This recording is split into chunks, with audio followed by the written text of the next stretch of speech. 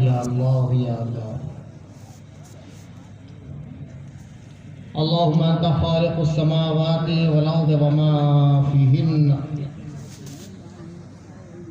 ولک الحمد انت مالک السماوات والارض وما فیہن ولک الحمد انت رب السماوات والارض وما فیہن ولک الحمد انت قیم السماوات والارض وما فیہن ولك الحمد أنت فاطر السماوات والأرض وما فيهن ولك الحمد أنت نور السماوات والأرض وما فيهن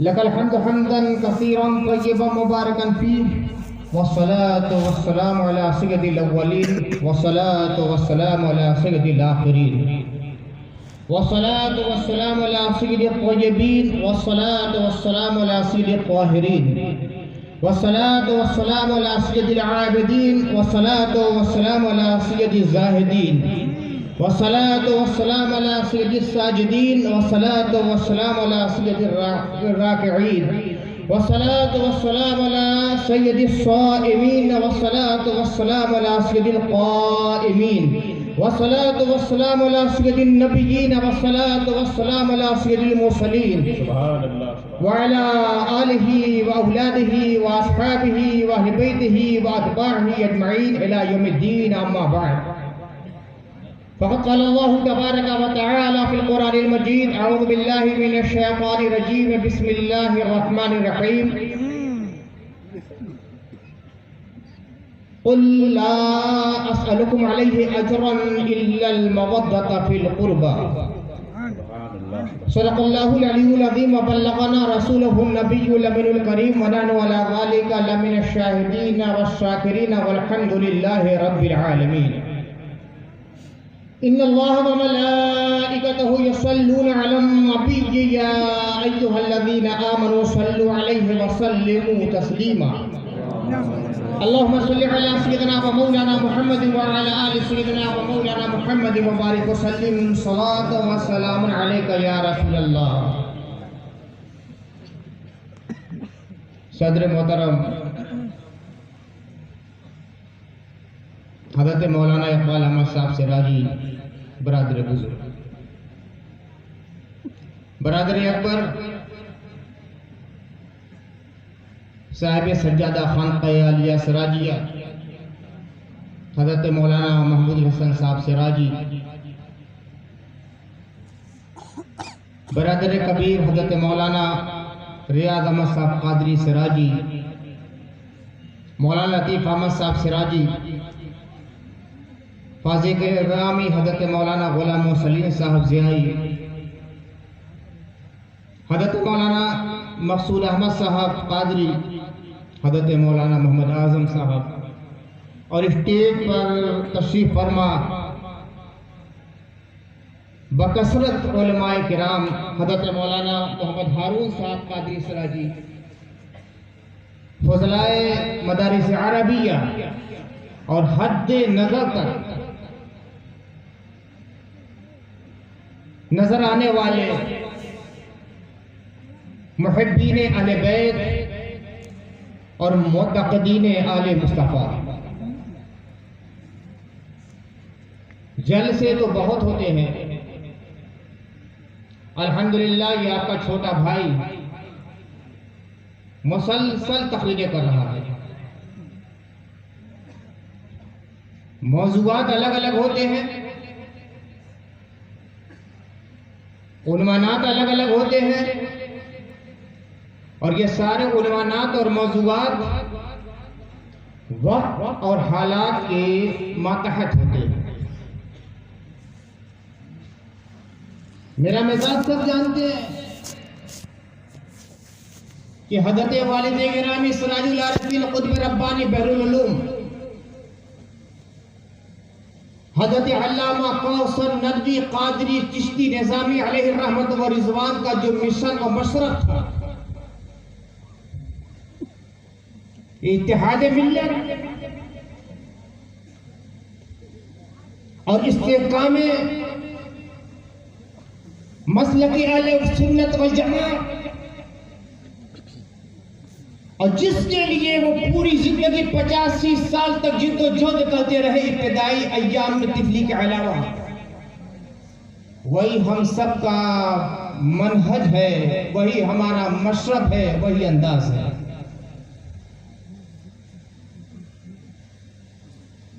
جو واقعی ضیائی علماء ہیں، جو کوثری علماء ہیں، جو سراجی علماء ہیں، سب کا انداز بیان یہی ہے، جتنا ہو سکے اختلافات سے بچا جائے، امت کو بچایا جائے، اتحاد پیدا کیا جائے، جمعیت کو مستحکم کیا جائے، اتفاق کو بروئے کار لایا جائے۔ خاص طور سے یہ وہ زمانہ ہے جبکہ دنیا کی قومیں اور باطل نظریات والے اسلام کو ختم کرنے کے درپے ہیں، انشاءاللہ وہ ان کا منصوبہ ہمیشہ ناکام ہی ناکام رہے گا۔ قرآن کو مٹانے کی کوششیں کر رہے ہیں، خود مٹ جائیں گے، قرآن مٹنے والا نہیں۔ ابھی آپ نے دیکھا کہ جو قرآن کی آیتوں کو بدلنے چلا تھا، خود اللہ تعالیٰ نے اسے بدل دیا۔ مسلمان بھی ختم ہونے والے نہیں، اسلام بھی ختم ہونے والا نہیں، قرآن بھی ختم ہونے والا نہیں، مگر کوششیں تو ہو رہی ہیں۔ جب شیطان لعین نے اللہ تعالیٰ سے کہا تھا کہ یا اللہ میں تیرے بندوں کو گمراہ کروں گا، تو وہ لگا ہوا۔ یہ بندگان شیطان سوچتے ہیں کہ اسلام کو ختم کر دیں، مسلمان کو ختم کر دیں، شریعت کو ختم کر دیں، دین اسلام کو ختم کر دیں، قرآن کو ختم کر دیں، یہ ناممکن ہے۔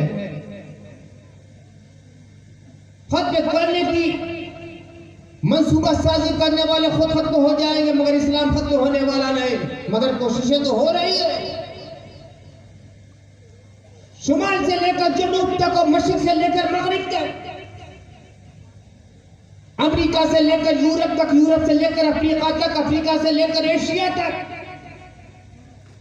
باطل پرست طاقتیں لگی ہوئی ہے کہ اسلام کو ختم کیا جائے، مگر اللہ تعالیٰ کا دین ہمیشہ باقی رہنے والا ہے۔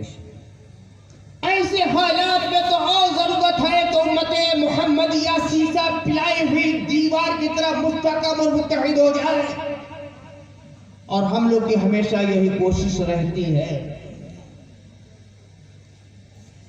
اختلافی مسائل پہ زیادہ گفتگو نہیں کرتے۔ ارے عوامی مجلسیں ہماری ہیں، ان کے سامنے گفتگو ہو گئی، بڑے جلسوں میں اس کو موضوع نہیں بناتے، مگر آج میں موضوع بناؤں گا، اس لیے کہ دلوں میں اضطراب ہے، روحیں تڑپ رہی ہے۔ کیا سبب اس جلسے کا ہے بتلانے کی ضرورت نہیں ہے۔ اچھا خاصا ماحول بنا تھا، ایک بھوسپیلی نے ملت اسلامیہ کے دل پہ ایسا بھوسا لگایا ہے کہ ہر صاحب دل تڑپ اٹھا ہے۔ ابتداءً ہم لوگ کی کوشش یہی تھی، لوگ آتے رہے، برابر آتے رہے، اپنے دکھ کا بیان کرتے رہے، اپنا رنج ظاہر کرتے رہے، کرب اور بے چینی کا اظہار کرتے رہے، ہم سمجھاتے رہے، خاموش رہو۔ لیکن جب یہ خطرہ پیدا ہو گیا کہ اگر خاموشی اختیار کی جائے گی تو بہت سے جو اہل حق ہیں ان کی باتوں کو درست سے مان لیں گے اور حق ان کے سامنے لگ جائے گا۔ اس لیے آج کا جلسہ منعقد کیا گیا ہے کہ حقیقت حال کو بیان کیا جائے۔ اس تقریر کو میں نے من عین سنا، کل رات کو سنا، ابھی تک سنا نہیں تھا، کل رات کو سنا۔ واقعی بہت دلآزاد تقریر ہے۔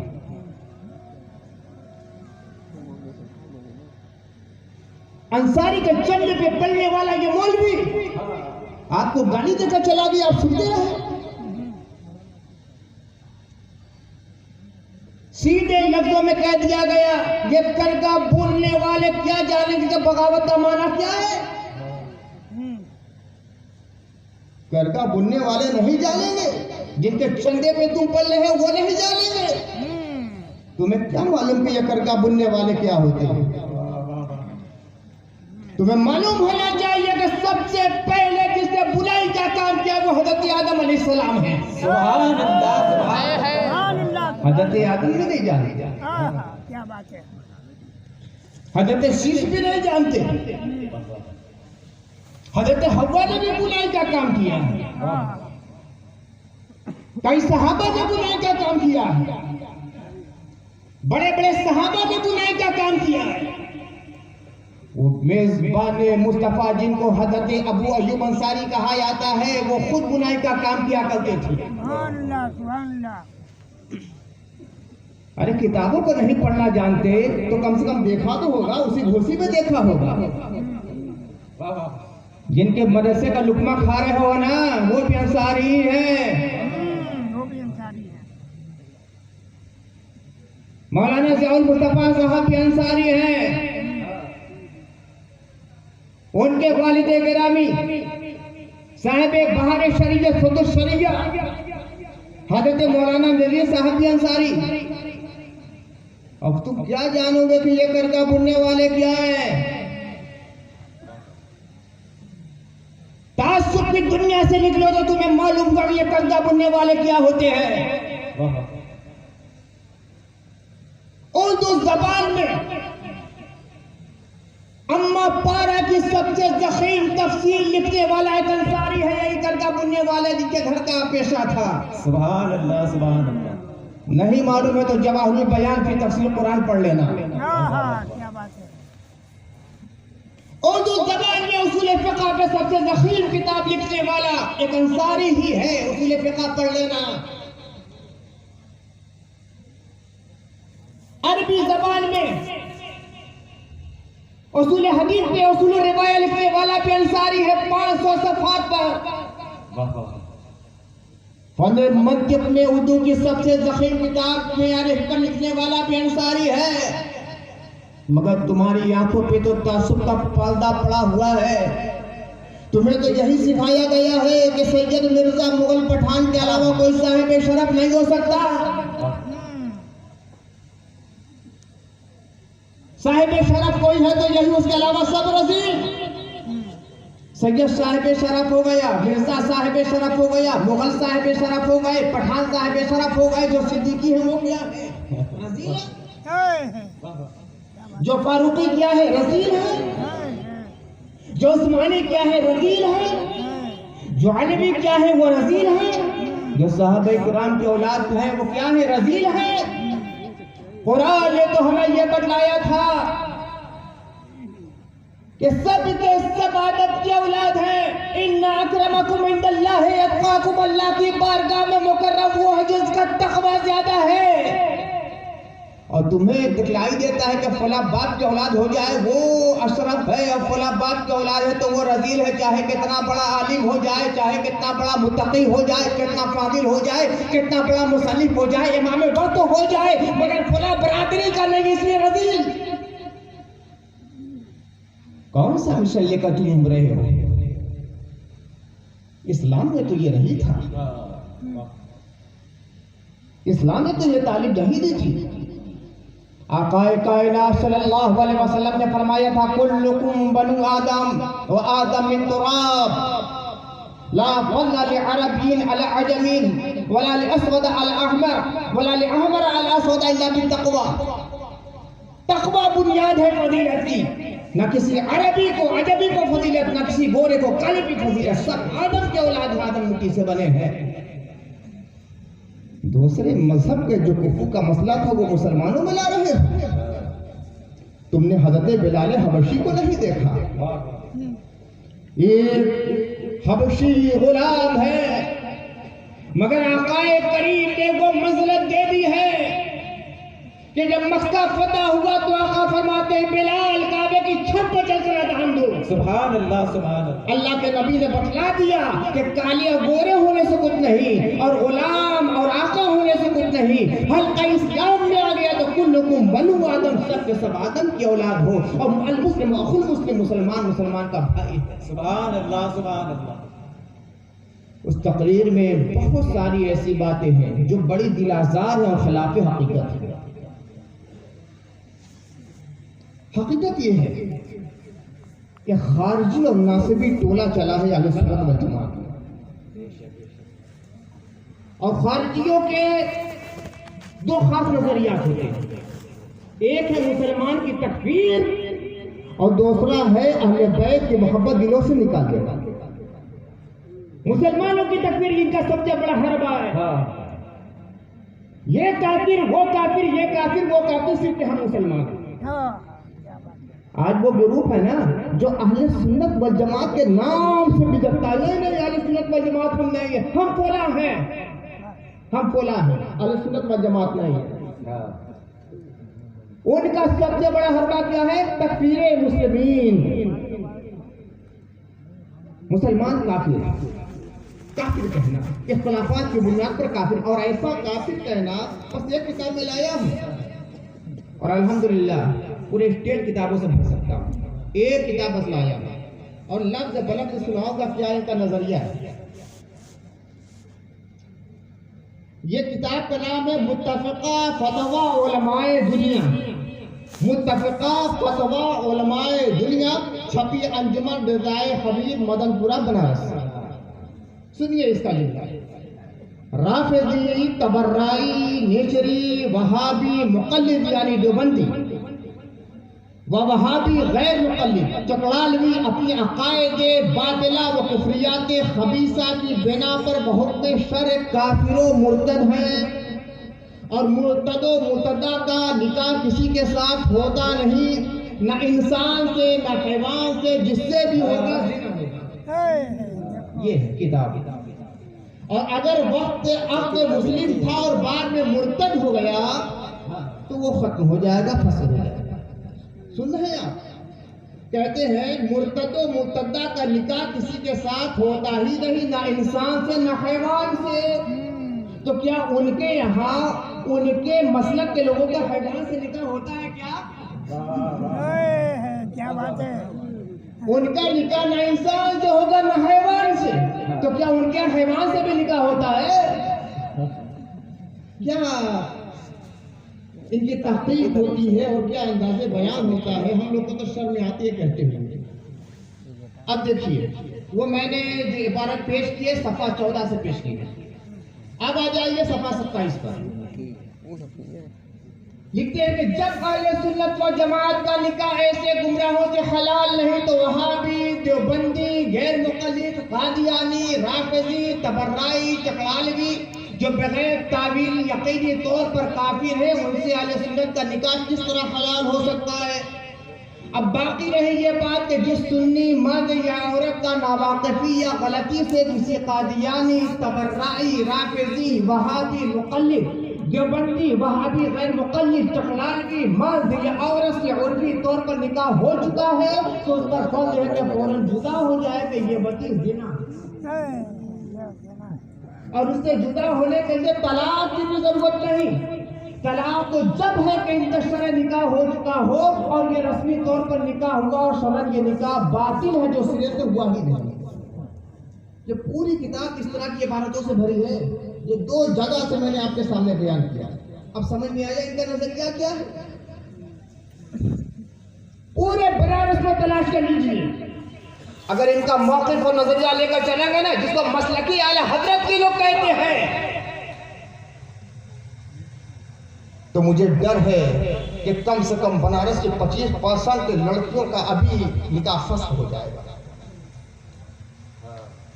یہ چھوٹے چھوٹے 15 20 سال کے بچوں کو بیٹھا کر کرسی میں سناتے ہیں یہ کافر وہ کافر، یہ کافر وہ کافر، اور ان کے خاندان میں جب کھٹالا جاتا ہے تو درجنوں رشتہ داریاں انہیں دیوبندیوں کے ساتھ مل جاتی ہیں۔ کیوں نہیں کھڑے ہو جاتے؟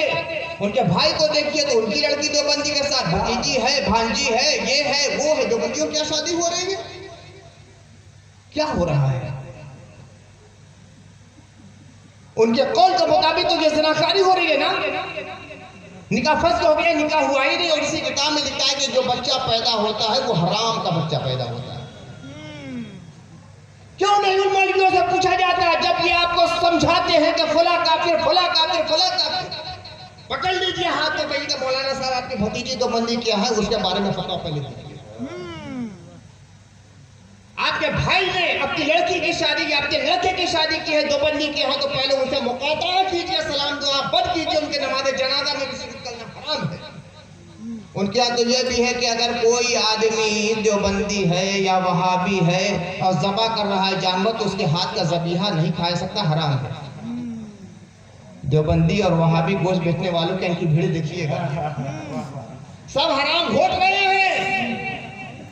جب دیوبندی کا ذبیحہ حرام ہے، وہابی کا ذبیحہ حرام ہے تو ان کا کٹا ہوا گوشت اور بھینس اور بکری کا گوشت آپ کیسے کھا رہے ہیں؟ وہ سب تو حرام ہو رہا ہے، تو حرام ہی تو کھا رہے ہیں آپ۔ پوری کتاب اسی سے بھری ہوئی ہے۔ یہ دو جملے میں نے آپ کے سامنے پیش کیے۔ تو ایک نظریہ یہ ان کا ہے کہ مسلمانوں کو کافر بنایا جائے، یہ خارجیوں کا خاص نظریہ ہے۔ خارجی وہی ہے جو حضرت علی کے مخالف تھے اور حضرت علی کو بھی انہوں نے کافر کہا تھا، حضرت علی کے ساتھ والوں کو بھی انہوں نے کافر کہا تھا۔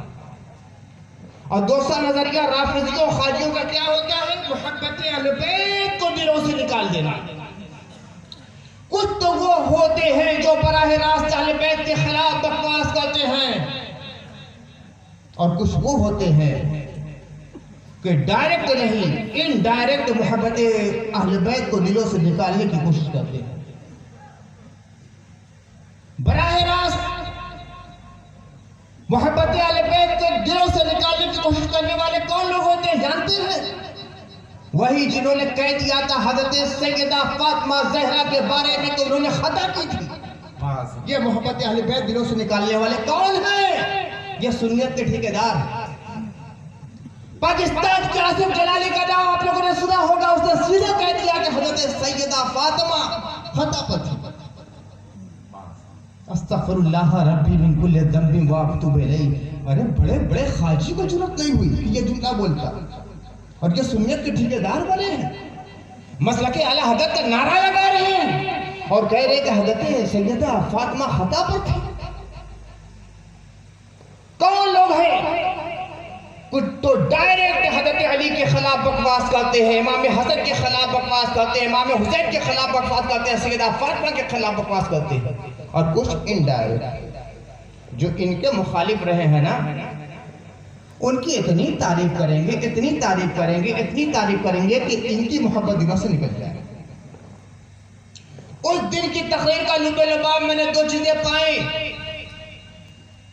ایک تو یہ کہ مخالف علی کی تعریف اور دوسرے والد علی کی تکفیر۔ پوری تقریر کا خلاصہ یہی ہے، مخالف علی، محارب علی، دشمن علی، مقاتل علی کی تعریف، اور دوسری چیز یہ تھی کہ والد علی کی تکفیر۔ یہ کیا ہے؟ دلوں سے محبت اہل بیت نکالنے کی ایک ناکام کوشش ہے۔ ناکام کوشش اس لیے میں نے کہی کہ ارے بڑی بڑی حکومتیں ختم ہو گئی، محبت اہل بیت مسلمانوں کے دلوں سے نہ نکال سکی۔ ایک وہ زمانہ بھی تھا کہ حضرت علی کا نام لیا جاتا تھا نا تو ان کو زد و کوب کیا جاتا تھا، جیلوں میں ڈال دیا جاتا تھا، قتل کی کوشش کی جاتی تھی، زبانیں کھینچ دی جاتی تھی، جینا دوبھر کر دیا جاتا تھا، اس لیے کہ محبت اہل بیت کا دم بھرنے والا ہے۔ جب حکومتیں محبت اہل بیت کرنے والوں کو ختم نہ کر سکی تو یہ مدرسے میں پڑھانے والے چند پیسے تو چندوں پہ پڑھانے والے کیا محبت اہل بیت کو دلوں سے نکالیں گے؟ محبت اہل بیت تو اللہ کا فضل ہے جو بارش کے قطرات کی طرح مسلمانوں کے دلوں میں اللہ تعالیٰ ڈالتا ہے۔ سبحان اللہ، نعرہ تکبیر، نعرہ رسالت، نعرہ حیدری۔ سبحان اللہ۔ صرف آیتوں کو پڑھا کر اور حدیثوں کو عوام کے سامنے بیان کر کے اس کا غلط مطلب بیان کر کے دلوں میں بہت سے اہل بیت پیدا کیا جا رہا ہے، اور دعویٰ کتنا بڑا بڑا۔ میں سوچتا ہوں کہ لفظ بلفظ ان کی بات کہوں، اپنی بات نہ کہوں۔ تقریر میں کہتے ہیں کہ میرا چیلنج ہے۔ ارے کوئی باوقار عالم چیلنج نہیں کرتا ہے، یہ تو جاہلوں کا انداز ہوتا ہے۔ میرا چیلنج ہے کہ میں نے جتنی آیتیں اور حدیثیں پڑھی ہیں، سنیے گا، میرا چیلنج ہے کہ میں نے جتنی حدیثیں اور آیتیں پڑھی ہیں کوئی غلط ثابت نہیں کر سکتا۔ ایک ایک لفظ میں سوچ سمجھ کر پڑھتا ہوں، اور اگر کوئی چاہے تو میں دکھا سکتا ہوں جیسے میں نے حدیث پڑھی ہے ہو ویسے ہی حدیث ہے۔ اب بیان کیا کرتے ہیں؟ رسول اللہ صلی اللہ علیہ وسلم کی حدیث ہے الصحابۃ کلھم عدول۔ میں گھوسی مولوی سے کہتا ہوں بتلا تجھے کس کتاب میں یہ حدیث ہے؟ ارے وہ جاہل کو پتہ ہی نہیں یہ حدیث نہیں ہے۔ چیلنج اتنا بڑا کہ میں جو کہتا ہوں ذمہ داری سے کہتا ہوں، کتاب میں دکھلا سکتا ہوں، لا دکھلا دو، لا دکھلا دو۔ کوئی کتاب لیتے آپ جس میں لکھا الصحابۃ کلھم عدول؟ کیسٹ ہے، ان کا زمانہ ہے، سب آ گئی ہے، چھپ نہیں سکتے۔ الصحابۃ کلھم عدول، کئی حدیث نہیں، حدیث ہے ہی نہیں۔ اور جو حدیث رسول اللہ ہو اس کو حدیث کہنا کتنا بڑا جرم ہے جانتے ہیں؟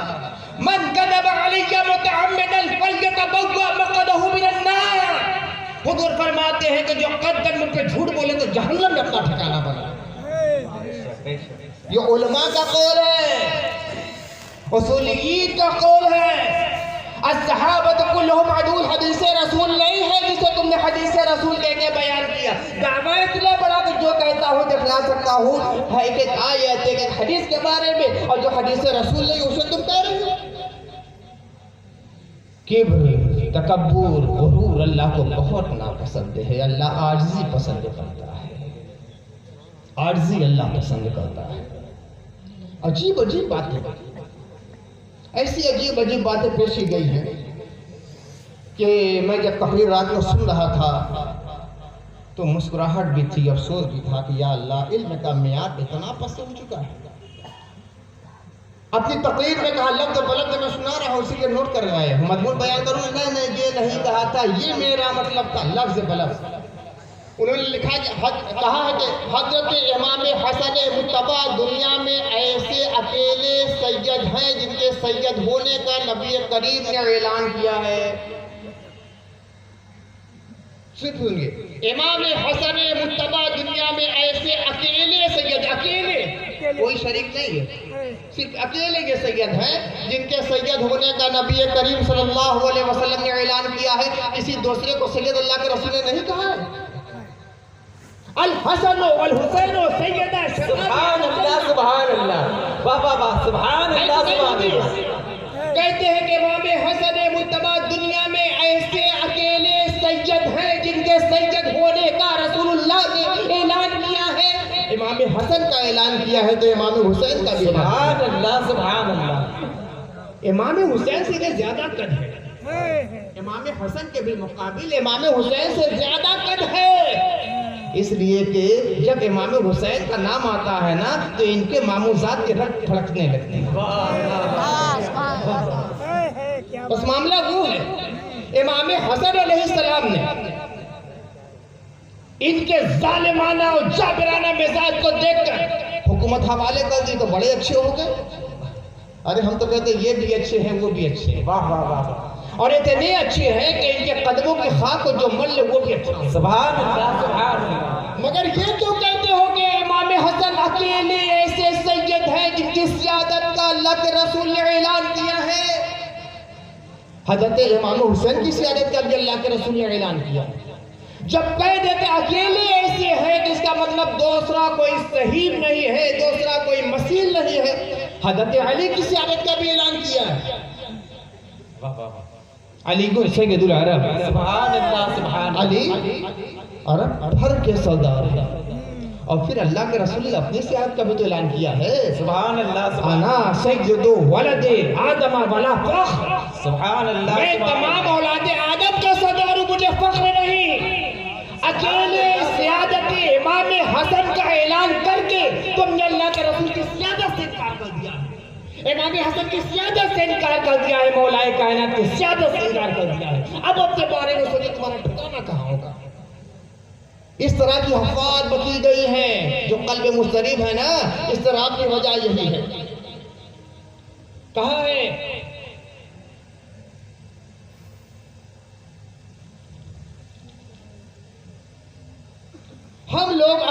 طالب کو زیر بحث نہیں لاتے. ہم لوگ ابو طالب کو زیر بحث نہیں لاتے کہ حضرت علی کو اذیت نہ پہنچے. سنیے نا, ہم لوگ ابو طالب کو زیر بحث نہیں لاتے کہ حضرت علی کو اذیت نہ پہنچے اور رسول اللہ کو اذیت نہ پہنچے. کسی کے باپ اور کسی کے چچا کو بار بار کافر کہا جائے کیونکہ کافر ہے تو اس کو اذیت پہنچے گی کہ نہیں, تو ہم رسول پاک کو اذیت نہیں پہنچا سکتے, ہم حضرت علی کو اذیت نہیں پہنچا سکتے. لب لباب کیا ہوا کہ جب حضرت علی کو حضرت ابو طالب کو کافر کہا جائے گا تو حضرت علی کو بھی اذیت ہوگی, رسول اللہ کو بھی اذیت ہوگی. لب لباب یہ ہوا, ابو طالب کو کافر کہو گے, جہنمی کہو گے تو رسول اللہ کو بھی اذیت ہوگی, حضرت علی کو بھی اذیت ہوگی. یہ آپ کہہ رہے ہیں, یہ آپ کا جملہ ہے کہ جب ابو طالب کو کافر کہا جائے گا, جہنمی کہا جائے گا تو رسول اللہ کو بھی اذیت ہوگی, علی کو بھی اذیت ہوگی. تو آپ نے تو تقریر میں کافر کہہ دیا, جہنمی کہہ دیا, تو رسول کو بھی تکلیف پہنچائی ہے, حضرت علی کو بھی تکلیف پہنچائی ہے. اور قرآن کہتا ہے ان الذین یؤذون اللہ ورسولہ یعنہم اللہ فی الدنیا والآخرہ, جو لوگ اللہ اس کے رسول کو اذیت و تکلیف دیتے ہیں اللہ تعالیٰ نے دنیا میں بھی ان پہ لعنت کی ہے, آخرت میں بھی لعنت کی ہے. بے شک بے شک. آپ جانتے ہیں کہ ابو طالب کو کافر کہیں گے تو علی کو تکلیف پہنچی. آپ جانتے ہیں کہ علی کو ابو طالب کو کافر کہیں گے تو رسول اللہ کو تکلیف, پھر بھی کافر کہہ دیا. کتنی جسارت کی بات ہے, کتنی جسارت کی بات ہے. آپ کو معلوم ہے کہ نبی کو تکلیف پہنچ رہی ہے, آپ کو معلوم ہے کہ علی کو تکلیف پہنچ رہی ہے, پھر بھی ابو طالب کو کافر اور جہنمی لگاتار کہے جا رہے ہیں, دلائل پہ دلائل دیے جا رہے ہیں. وہ حدیثیں پیش کر رہے ہیں جن کا اچھا محل و موقع ہو سکتا ہے, مگر آپ کو غلط ہی معنی نظر آ رہا ہے, اچھا معنی نظر نہیں آتا. روایت پیش کی نا کہ جب ابو طالب کا انتقال ہوا, حضرت علی آئے, کہا اِنَّا عَمَّكَ الشَّيْخَ الضَّالَّ قَدْ مَاتَ. ٹھیک ہے, روایت ہے, روایت ہے. ترجمہ کیا کیا, یا رسول اللہ آپ کا بڈھا چچا مر گیا. سوچو یہ علی کی زبان ہے, وہ علی جو باب مدی حکمہ ہے, باب مدی علم ہے, وہ علی جو نبی کی آگوش میں پل بڑھ کر جوان ہوا, وہ علی جس نے نبی سے اخلاقیات کا درس لیا, وہ علی ایسی زبان اپنے مرحوم باپ کے بارے میں کہے گا. ارے کتنا ہی گھٹیا کسی کا باپ ہو, اگر ابھی انتقال ہوا ہے تو ایسا جملہ گھٹیا سے گھٹیا بیٹا بھی نہیں کہہ سکتا اپنے گھٹیا سے گھٹیا اولاد کے بارے میں. یہ علی ہے, اخلاق سے گری ہوئی اتنی بات. یا رسول اللہ آپ کا بڈھا چچا مر گیا, گمراہ چچا مر گیا, یہ نبی علی کی زبان ہے. یہ گھوسی کی زبان آپ کو ہو سکتی ہے, گھوسری کی تو ہو سکتی ہے, حیدر کی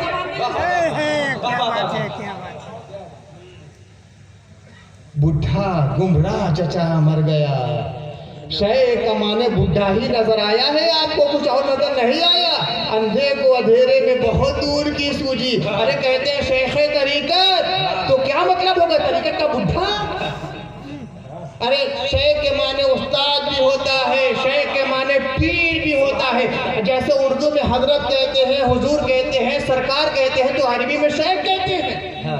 شیخ عبد القادر جیلانی, شیخ معین الدین اجمیری, شیخ شہاب الدین سوادی, شیخ جنید بغدادی, شیخ سری سقطی, شیخ معروف کرخی, شیخ حبیب عجمی, شیخ حسن بصری, شیخ شہاب الدین سوادی, شیخ مدھوم بہاری, شیخ سید سالار مسعود غازی. یہ شیخ کا مطلب بزرگ ہے, شیخ کا مطلب پیر ہے, شیخ کا مطلب استاد ہے. سبحان اللہ سبحان اللہ. آپ کو بڈھا ہی بڈھا نظر آیا, اور وہ بھی علی کی زبان. طہارت کا فکر, اخلاقی عالیہ کا مجسمہ, بلاغت اور فصاحت کا مقصد کی زبان تھی. اتنا گھٹیا جملہ, اور پھر زال کا یہی معنی آیا کہ گمراہ. ارے کچھ نہیں, اعلیٰ حضرت فاضل بریلوی کا ترجمہ قرآن بھی پڑھ لیتے تو مطلب سمجھ میں آ جاتا. واہ واہ. قد نمان اٹھا لو, سورہ والضحیٰ, بابا جگہ کا والن فہدا. کسی نے کہہ دیا آپ کو کھویا ہوا پایا، کسی نے کہا آپ کو بھٹکا ہوا پایا، کسی نے گمراہ کا بھی ترجمہ کیا۔ فاضل بریلوی کیا کہتے ہیں؟ اللہ بے شمار رحمت ان پہ نازل فرمائے، کیا خوبصورت ترجمہ کیا ہے۔ وَوَجَدَكَ ضَالًّا فَهَدَىٰ، آپ کو اپنی محبت میں وارفتہ پایا تو اپنی طرف دے دیا۔ تو ضال کا مطلب ہوتا ہے محبت میں وارفتہ ہونا۔ تو حضرت علی نے کہا اِنَّ عَمَّكَ شَيْخًا ضَالًّا قَدْ مَاتَ، یا رسول اللہ آپ کے وہ عمے بزرگوار، وہ بزرگ چچا جو آپ کی محبت میں وارفتہ رہتے تو ان کا انتقال ہو۔ سبحان اللہ، نعرہ تکبیر، نعرہ رسالت، نعرہ حیدری، کفیل مصطفیٰ، نکاح خان مصطفیٰ۔ ابو طالب کو کیا سمجھو گے؟ رسول کا پہلا محافظ ہوتا ہے۔ سبحان اللہ، سبحان اللہ، رسول کے سب سے بڑے وفادار ابو طالب، سبحان اللہ، سبحان رسول کا نکاح پڑھانے والے ابو طالب، اللہ، سبحان اللہ، سبحان اللہ۔ رسول کی پہلی نعت لکھنے والے ابو طالب۔ آقا کریم فرماتے ہیں من سنّا فی الاسلام سنۃ حسنۃ فلہ اجرھا واجر من عمل بہا، جو اسلام میں کوئی اچھا طریقہ نکالے گا تو اس نکالنے کا بھی اجر ملے گا، اور جتنے لوگ اس پہ عمل کریں گے سب کا اجر ملے گا۔ حضرت ابو طالب نے نبی کی سب سے پہلے نعت لکھی، اس زمانے سے لے کر آج تک جتنی نعتیں لکھی جائے گی نعت لکھنے والے کو بھی ثواب ملے گا، اور حضرت ابو طالب کی روح کو بھی ثواب پہنچتا رہے گا۔ حضرت حسن بن ثابت نے نعت لکھی، اس کا ثواب ابو طالب کو بھی ملے گا۔ عبد بن مالک جو نعت لکھی اس کا ثواب ابو طالب کو بھی ملے گا۔ عبداللہ ابن رواحہ نے جو نعت لکھی اس کا ثواب ابو طالب کو بھی ملے گا۔ مولا کائنات نے جو نعت لکھی اس کا ثواب ابو طالب کو بھی ملے گا۔ عبد زہیر نے جو نعت لکھی اس کا ثواب ابو طالب کو بھی ملے گا۔ شرف الدین یحییٰ، شرف الدین بوصیری نے جو نعت لکھی اس کا ثواب ابو طالب کو بھی ملے گا۔ چاہے خاقانی نے نعت لکھی ہو، چاہے سعدی نے نعت لکھی ہو، چاہے حاکم نے نعت لکھی ہو، چاہے عرفی نے نعت لکھی ہو، سب کا ثواب ابو طالب کو ملے گا۔ اردو کی دنیا میں آئیے، محسن کاکوروی نے جو نعت لکھی اس کا ثواب ابو طالب ملے گا۔ فاضل بریلوی نے جو نعت لکھی اس کا ثواب ابو طالب کو بھی ملے گا۔ ان کے صاحبزادوں نے جو نعتیں لکھی اس کا ثواب بھی ابو طالب کو ملے گا۔ علامہ اقبال نے جو نعتیں لکھی اس کا ثواب بھی ابو طالب کو ملے گا۔ علامہ قوس ندوی نے جو نعتیں لکھی اس کا ثواب بھی ابو طالب کو ملے گا۔ 100 200 نہیں، 1000 2000 نہیں، لاکھوں نعت نگاروں نے چاہے عربی میں لکھی، چاہے اردو میں لکھی، چاہے پشتو میں لکھی، چاہے بنگلہ میں لکھی، چاہے انگریزی میں لکھی، چاہے فارسی میں لکھی، سب کا ثواب روح ابو طالب کو پہنچے گا اور قیامت تک پہنچتا رہے گا۔ اس لیے کہ اصلاح کی راہ میں نعت نگاری کی روش اختیار کرنے والے اور اس کی بنا ڈالنے والے حضرت ابو طالب ہیں۔ سبحان اللہ، سبحان اللہ۔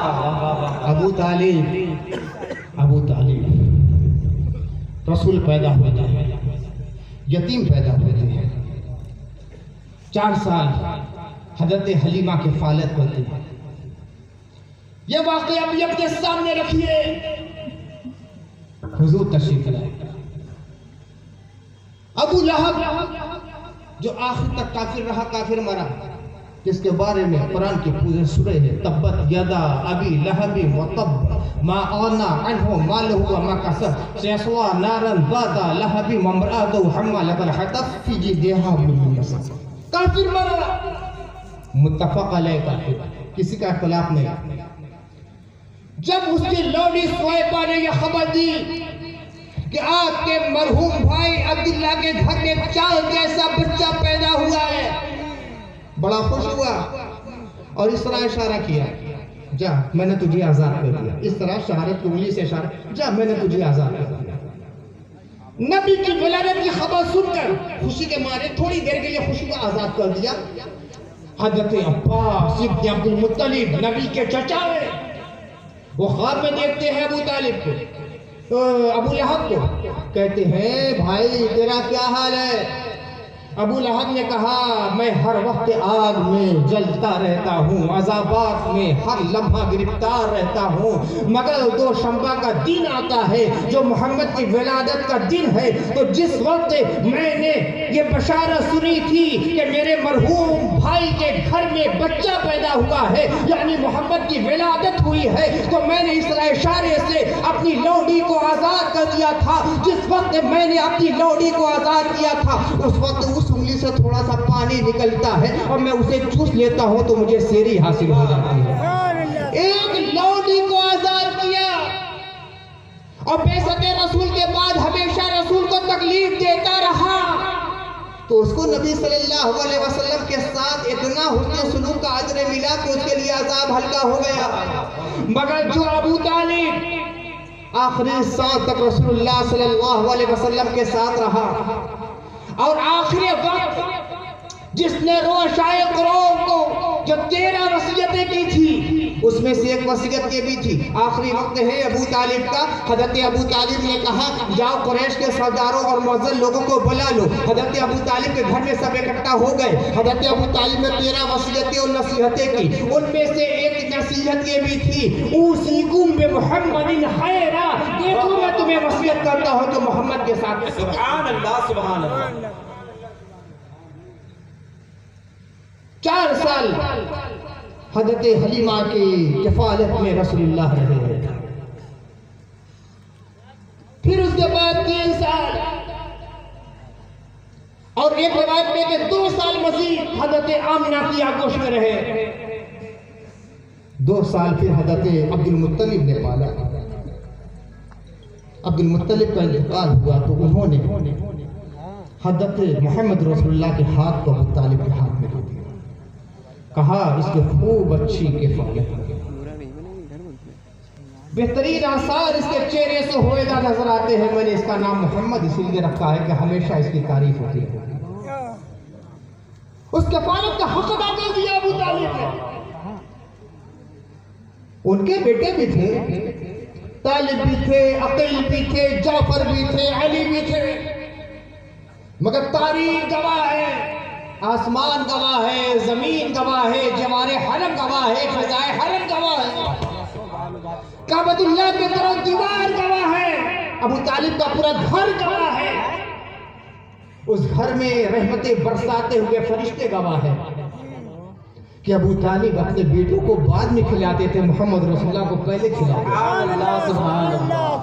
किताबों में तो ऐसी रिवायतें भी मुझे मिली कि अबू तालिब गरीब आदमी थे, बहुत ज्यादा खाना नहीं होता था, खाने का वक्त होता था तो अपने बेटों को भी बैठाते थे। हजरत अली भी हैं और अकील भी हैं और जाफर भी हैं और मोहम्मद रसूलुल्लाह को भी बैठा दिया। एक तरफ उन्हें बैठाते थे, अल्लाह के रसूल को अपने करीब करते थे, खाना उनके सामने रखते थे। ये छोटे छोटे बच्चे थे, भूखे प्यासे रहने वाले बच्चे, वो अपने हाथ को बढ़ाते थे खाने की तरफ तो अबू तालिब रोक देते थे, पहले मेरे मोहम्मद को खा लेने दो।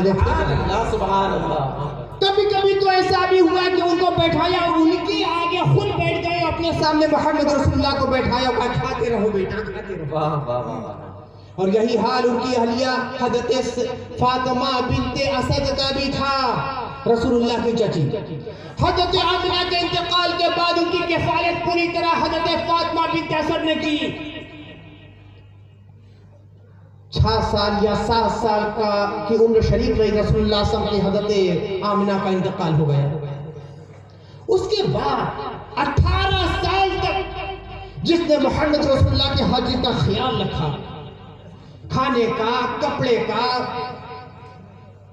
उनके सादो सामान की तैयारी का, वो कौन थी? वो हजरत अबू तालिब की अहलिया हजरत फातिमा बिनत असद यानी हजरत अली की वालिदा थी। ये वो नेक खातून है कि जब हमले के आखिरी अय्याम चल रहे थे, हजरत फातिमा बिनत असद काबा मुतहरा में तवाफ के लिए आई थी और वही दर्द ज़िल हजरत फातिमा काबे के अंदर चली गई और वही हजरत अली इब्न अबी तालिब करमल्लाहु वजहहु करीम की विलायत बासआदत होती, जिनकी विलादत के लिए अल्लाह ताला ने और मशीयत इस दिन ने खाने काबा को चुना, वो है हजरत फातिमा बिनत असद। वाह वाह। बहुत से लोगों को तो यही रिवायत नहीं भाती। एक साहब ने लिखा है ना, कहते हैं कि हो सकता है अबू तालिब इसलिए ले गए होंगे कि खाने काबा में बहुत से बुत थे तो उनसे जाके अपनी मुनाजातें और दुआएं करेंगे ताकि अच्छी तरह विलादत हो जाए। अबू तालिब के मिजाज को तुमने नहीं समझा है। अबू तालिब वो है کہ جب مکے میں اور عرب میں اور دنیا میں کفر تھا، شرک تھا، الحاد تھا، مگر حضرت ابو طالب نے کسی موقع پر ان کے بتوں کو یاد نہیں کیا ہے، جب بھی یاد کیا ہے تو اللہ کو یاد کیا ہے، یا رب ابراہیم کے کلمات سے، یا رب کعبہ کے کلمات سے یاد کیا ہے۔ سبحان اللہ، سبحان اللہ۔ اس لیے کہ حضرت عبد المطلب سے یہی سنا تھا، یہی دیکھا تھا، یہی سیکھا تھا۔ غلط نظریہ یہ ہے۔ حضرت فاطمہ بنت اسد طواف کعبہ مطہرہ کے لیے آئی تھی اور وہیں حضرت علی بن ابی طالب کی ولادت ہوئی۔ حضرت ابو طالب کی کفالت میں رسول اللہ صلی اللہ علیہ وسلم پروان چڑھتے رہے، یہاں تک کہ وہ وقت بھی آ گیا کہ حضور رحمت عالم صلی اللہ علیہ وسلم نے اعلان نبوت فرمایا۔ مگر اس سے قبل ایسی بشارات، ایسے آثار اور ایسے علائم ظاہر ہو چکے تھے کہ حضرت ابو طالب یہ محسوس کر رہے تھے کہ اس سے بڑی شان ہونے والی ہے۔ 12 سال کی عمر شریف ہے اور اللہ کے رسول کی۔ ابو طالب تجارت کے سفر کی غرض سے مکے سے جانے والے ہیں، شام کا ارادہ ہے۔ جب واپس گھر سے نکلنے کا وقت ہوتا ہے، رسول اللہ صلی اللہ علیہ وسلم ابو طالب سے مچل جاتے ہیں، چچا میں بھی چلوں گا۔ آقا کریم صلی اللہ علیہ وسلم فرماتے ہیں یہ سفر کی راہ بڑی صحبت گزار راہ ہے، بڑی پریشانیاں ہوتی ہیں۔ مچل جاتی ہے اللہ کے رسول، چچا میں آپ کے بغیر نہیں رہ سکتا، آپ کے بغیر میں نہیں رہ سکتا، میں آپ کے ساتھ چلوں گا۔ حضور رحمت عالم صلی اللہ علیہ وسلم کو حضرت ابو طالب ساتھ لے لیتے ہیں۔ بسرا میں پہنچتے ہیں، وہاں ایک گرجا گھر تھا جس میں بحیرہ راہب رہتا تھا۔ پہاڑ سے اترنے لگے تو یہ پادری اپنے گرجا گھر سے یا اپنے خانقاہ سے یہ دیکھ رہا تھا کہ قافلہ پہاڑ سے نیچے اتر رہا ہے، جس کے ساتھ ایک 12 سال کا بچہ بھی ہے، اور غور سے اس بچے کو دیکھنے لگا۔ ابو طالب آگے بڑھے، بحیرہ سے کہتے ہیں میں تیری خانقاہ میں قیام کرنا چاہتا ہوں، مجھے اجازت دے دو۔ بحیرہ کہتا یہ بچہ کون ہے؟ کہا کہ میرا بھتیجا ہے۔ اس کا والد زندہ ہے؟ کہا کہ نہیں، اس کا والد زندہ نہیں۔ کہا کہ مجھے لگتا ہے کہ یہ بچہ خاتم النبیین والمرسلین ہے، اس کی بڑی شان ہونے والی ہے۔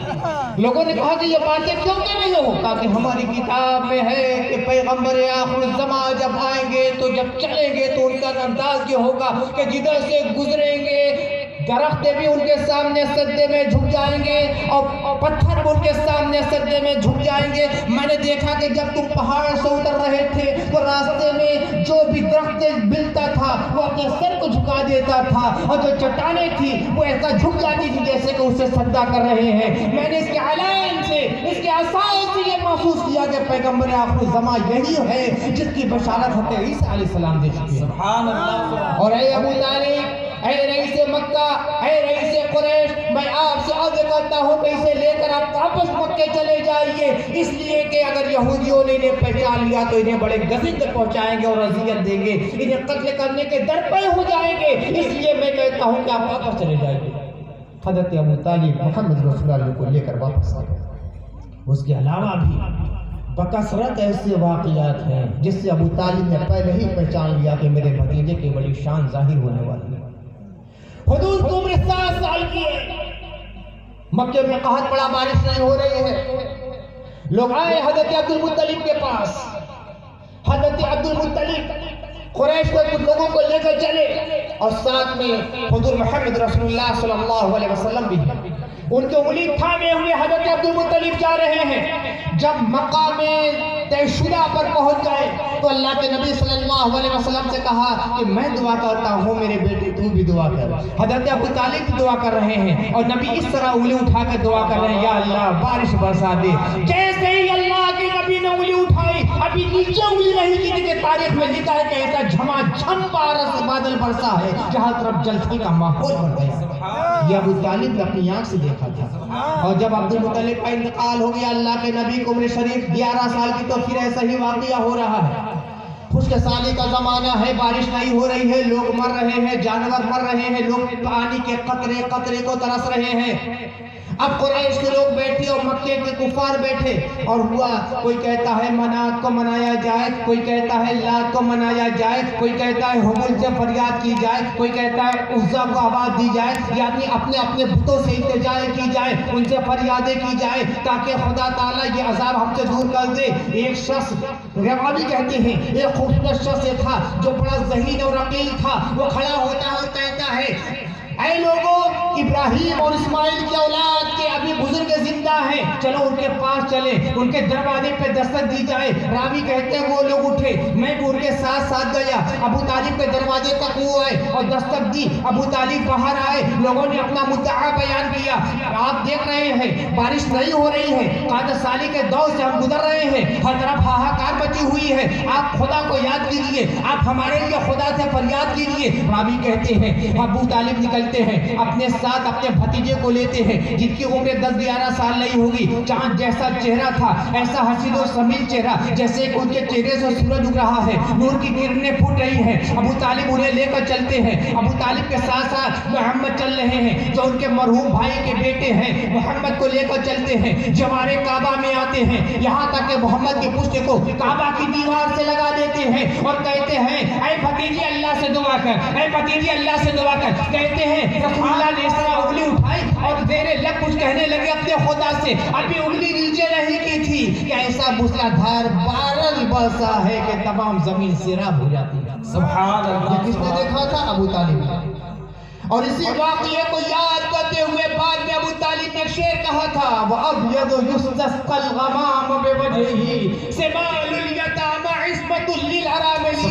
یہ محمد نے بڑے خوبصورت ہیں، گورے چٹے چہرے والے ہیں۔ وَأَبْيَضُ يُسْتَسْقَى الْغَمَامُ بِوَجْهِهِ، ان کے چہرے کے وسیلے سے اللہ سے دعا کی جاتی ہے تو اللہ تعالیٰ بارش برساتا ہے۔ سبحان اللہ۔ سِمَالُ الْيَتَامَى، یتیموں کی خبر گیری کرنے والے، عصمت للارامل، بیواؤں کے عصمت اور حفاظت فرمانے والے یہ محمد ہے۔ سبحان اللہ۔ سبحان اللہ۔ یہ وہ شعر اور واقعہ ہے جو محمد رسول اللہ کو آخر تک یاد رہا۔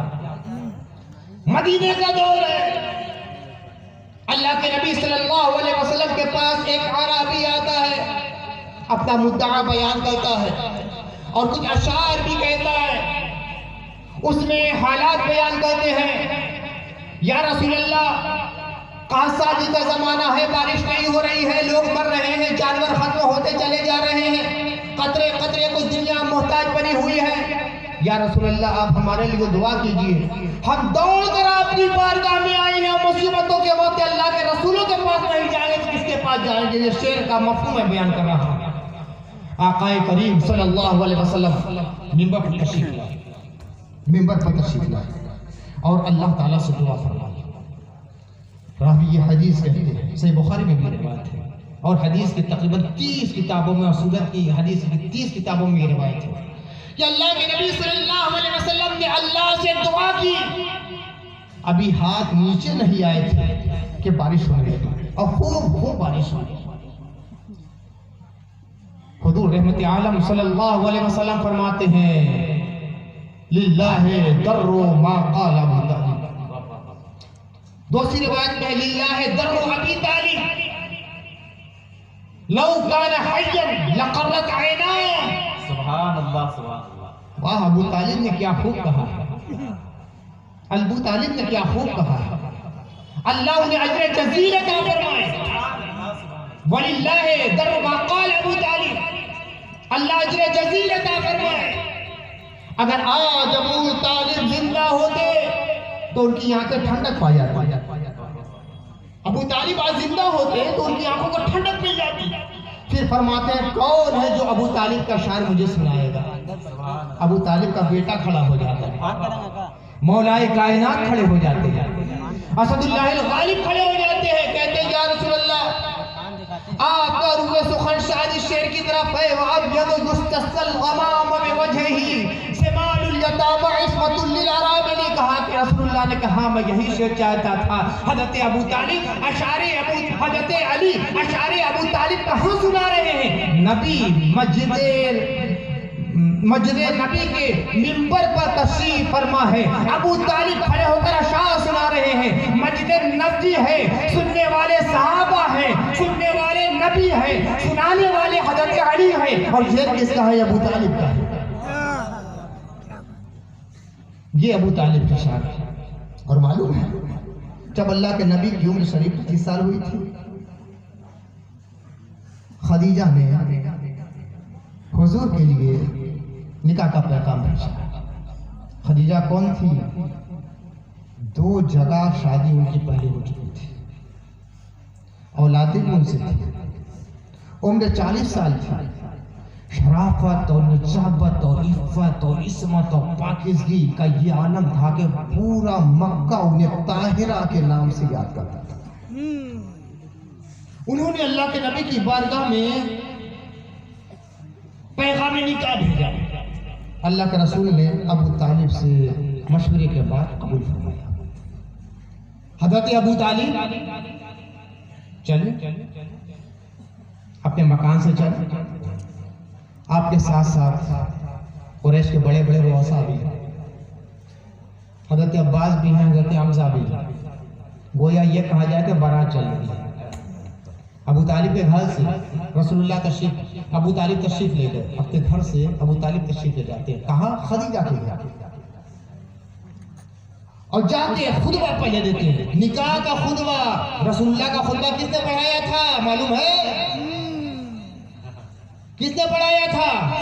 ابو طالب نے, جن کو یہ کافر کہتے ہیں. کیا بات ہے, نبی کا خطبہ کافر پڑھائے گا. کیا بات ہے, نبی کا خطبہ کافر پڑھائے گا. ہم لوگ اپنے لڑکے اور لڑکی کے لیے نکاح پڑھانے کے لیے متحد کرتے ہیں. کوئی مولانا صاحب رہے, کوئی حافظ صاحب رہے, کوئی نیک آدمی یہ بھی چاہتے ہیں. اور جتنی سکت ہوتی ہے اچھے سے اچھے عالم کو رکھنا چاہتے ہیں, متقی پرہیزگار ہوں. اور اللہ کی مشیت کس کا انتخاب کر رہی ہے محمد اس کا خطبہ پڑھانے کے لیے؟ حضرت ابو طالب. حضرت ابو طالب نے نبی کا خطبہ پڑھایا ہے. اور جب خطبے کے لیے کھڑے ہوتے تو پہلے کہتے ہیں الحمدللہ الذی جعلنا من ذریۃ ابراہیم وعطرۃ اسماعیل. اس اللہ کی تعریف ہے جس نے ہمیں ابراہیم کی ذریت میں سے بنایا ہے, اسماعیل کی عطرت میں سے بنایا. سبحان اللہ. نہ لات کی تعریف ہو رہی ہے, نہ منات کی تعریف ہو رہی ہے, نہ یغوث کی تعریف ہو رہی ہے, نہ یعوق کی تعریف ہو رہی ہے, نہ عزا کی تعریف ہو رہی ہے, نہ حبل کی تعریف ہو رہی ہے. کسی بت کا نام نہیں, اللہ کی تعریف ہے. الحمدللہ الذی, اللہ کی تعریف کی جا رہی ہے جس نے ابراہیم کی ذریت سے ہمیں بنایا ہے اور اسماعیل کی اولاد سے ہمیں بنایا ہے. یہ کسی کافر کی زبان ہے؟ کسی کافر کا یہ جملہ ہو سکتا ہے؟ حضرت ابو طالب نے نکاح پڑھایا. حضور رحمت عالم صلی اللہ علیہ وسلم کے حوالے عقد سے منسلک حضرت خدیجہ ہو جاتی ہے. اچھا ایک بات اور بتلاؤ, کوئی شخص کافر اسلام قبول کر لے, اتنے علماء بیٹھے اسلام قبول کر لے, میاں بیوی دونوں کافر تھے اور ایک نے اسلام قبول کر لیا. جیسے شوہر نے اسلام قبول کر لیا تو جو عورت تھی اسی عورت اب رہے گی, نکاح فسخ ہو جائے گا.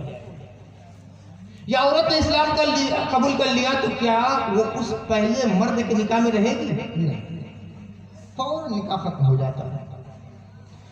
خود اللہ کے نبی صلی اللہ علیہ وسلم نے بعثت سے قبل اپنی 2 صاحبزادیوں کا نکاح ابو لہب کے 2 بیٹوں سے کیا تھا. ابو لہب کے 2 بیٹوں سے کیا تھا, عتبہ سے, عتیبہ سے.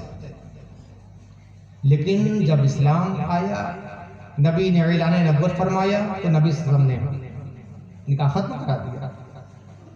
کسی مومن کا کافر سے, کسی کافرہ کا مومن سے نکاح ہو نہیں سکتا. حضرت فاطمہ بنت اسد بالاتفاق مومن ہے, کسی کا اختلاف نہیں. اگر ابو طالب کافر ہوتے تو نکاح میں یہ دونوں رہتے. کیسے نکاح؟ لیکن کیا کوئی روایت ایسی ہے کہ ان کا نکاح فسخ ہوا تھا, ابو طالب الگ ہو گئے تھے, فاطمہ بنت اسد الگ ہو گئی تھی؟ کہاں سے کوئی کا فتویٰ لے کر آتے ہو؟ جو آیتیں تم شان نزول کے طور پر پیش کرتے ہو کہ اللہ کے نبی صلی اللہ علیہ وسلم اللہ کے نبی صلی اللہ علیہ وسلم ابو طالب کے لیے استغفار برابر کرتے رہے اور کہتے تھے کہ جب تک اللہ منع نہیں کرے گا تب تک میں استغفار کر دوں گا. یعنی اللہ کا رسول جانتے تھے کہ اللہ منع کرے گا پھر بھی استغفار کر رہے تھے. پہلے ہی شک و تردد تھا. کہتے ہو کہ یہ حضرت ابو طالب کے بارے میں نازل ہوئی. 3 قسم کی روایتیں ہیں. ایک روایت یہ ہے کہ ابو طالب کے بارے میں نازل ہوئی جیسے بخاری میں. ایک روایت یہ ہے کہ اللہ کے رسول کی والدہ آمینہ کے بارے میں نازل ہوئی کہ آمینہ کے استغفار کرتے رہے, آمینہ کے بارے میں دعائیں مغفرت اللہ کے رسول کرتے رہے. اور ایک روایت میں کہ اللہ تعالیٰ سے کہا کہ مولا اجازت دے دے تو اپنی اماں کے بارے میں دعائیں مغفرت کرو. یا اللہ معاملہ ہے, یا اللہ تو اجازت دے دے کہ اپنی اماں کے بارے میں دعائیں مغفرت کرو, تو اللہ نے منع کر دیا. ما كان للنبي والذين آمنوا الى آخر. اور ایک روایت یہ ہے حضرت علی سے جو روایت ہے مسند احمد میں ہے کہ ایک اعرابی اپنے والدین کے بارے میں جو کہ مشرک ہو کر مرے, کافر ہو کر مرے, دعائیں خیر کرتا رہا, دعائیں مغفرت کرتا رہا. میں اللہ کے رسول کی بارگاہ میں آیا اور پورا واقعہ بیان کیا تو اللہ تعالیٰ نے یہ آیت نازل فرمائی کہ مومنوں کے لیے اور نبی کے لیے یہ روا نہیں ہے کہ مشرکین کے لیے دعائیں مغفرت کرے, ان کے لیے عذاب علی میں ہمیشہ جہنم میں رہیں گے. 3 طرح کی روایتیں آ گئی. اب اس طرح پیدا ہو گیا. اور احاد روایتیں بھی ہیں. احاد روایتیں ضمنی ہوتی ہیں تو ضمنی روایت سے تم یہ قطعی مسئلہ کیسے نکال لیا؟ ضمنی سے ضمنی مسئلے کا استقرار ہوگا. یقین کے ساتھ کیسے کہنے لگے کہ ابو طالب کے بارے میں نازل ہوئی؟ اور یہ ابو طالب کے بارے میں تو نازل ہو ہی نہیں سکتی, اس لیے کہ ابو طالب کا انتقال مکے میں ہوا ہے اور یہ آیت مدنی ہے. ابو طالب کے انتقال کے بہت بعد کی بات یہ ہے. اور باقی رہ گئی صحیح بخاری میں ہے تو صحیح بخاری کی کتنی روایتوں کو تم مانتے ہو؟ اگر یہ صحیح بخاری میں ہے بس وہی مانیں گے تو کل سے تم رفع یدین کرنا شروع کر دینا. صحیح بخاری کا رفع یدین کی روایت ہے. صحیح بخاری میں ساری روایتیں رفع یدین کی ہیں. امام کے پیچھے سورہ فاتحہ پڑھنا شروع کر دینا. صحیح بخاری میں قرات خلفہ امام کی روایتیں ہیں. امیر بن جہاد کی روایتیں صحیح بخاری میں ہیں. اور جہاں تک شان نزول کی بات ہے نا, صحیح بخاری میں کئی ایسے شان نزول اور اسباب نزول ہے جو خلاف واقعہ ہے. خلاف واقعہ جیسے صحیح بخاری کی ایک روایت ہے معوذتین کے بارے میں کہ اللہ کے نبی صلی اللہ علیہ وسلم پہ جب سحر کیا گیا تھا تو سورہ فلق اور سورہ ناس نازل ہوئی. یہ خلاف واقعہ ہے, اس لیے کہ سورہ فلق بھی مکے میں نازل ہوئی ہے, سورہ ناس بھی مکے میں نازل ہوئی ہے, اور سحر کا واقعہ مدینے کا ہے. تو یہ کہنا کہ سورہ معوذتین کا اسباب نزول میں یہ ہے کہ نبی پہ جادو کیا گیا تو سورہ فلق اور سورہ ناس نازل ہوئی, قطعاً غلط ہے, جبکہ صحیح بخاری میں یہ. اسی طرح ایک اور روایت بھی ہے